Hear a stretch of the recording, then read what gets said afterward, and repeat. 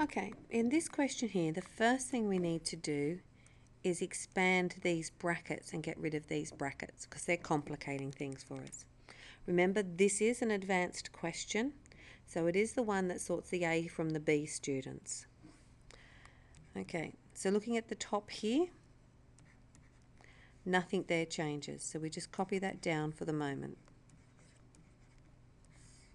And on the bottom here, looking at this will become 3. Now x is raised to the power of 4 and y is raised to the power of 4.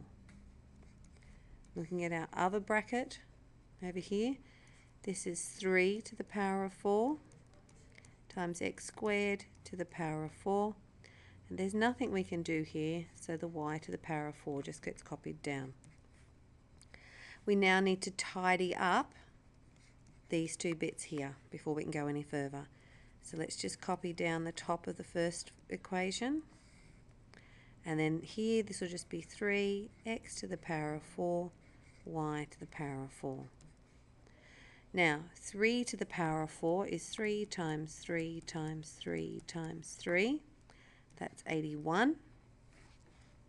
Times, here, times the powers, x to the power of 8. All over y to the power of 4. Now what we can do is simplify each of these equations before we multiply any further. The numbers, can we simplify the numbers?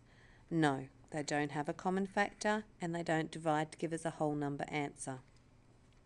Looking at our fractions here, dividing our x's, x squared, 4 take away 2 will give us x squared on the bottom, and again y cubed, 4 take away 1 will give us y to the power of 1 here. 4 take away 3, sorry. And then 81 x to the power of 8 over y to the power of 4. Let's get a bit more paper. Whoops.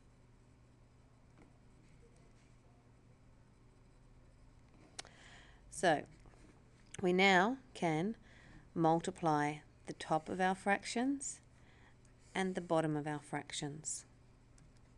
So 8 times 81, pause. So 4 times 81 is 324, x to the power of 8. 3, there's nothing else. X squared, no other x's. Y to the power of 1 times y to the power of 4. Add the powers to get 5.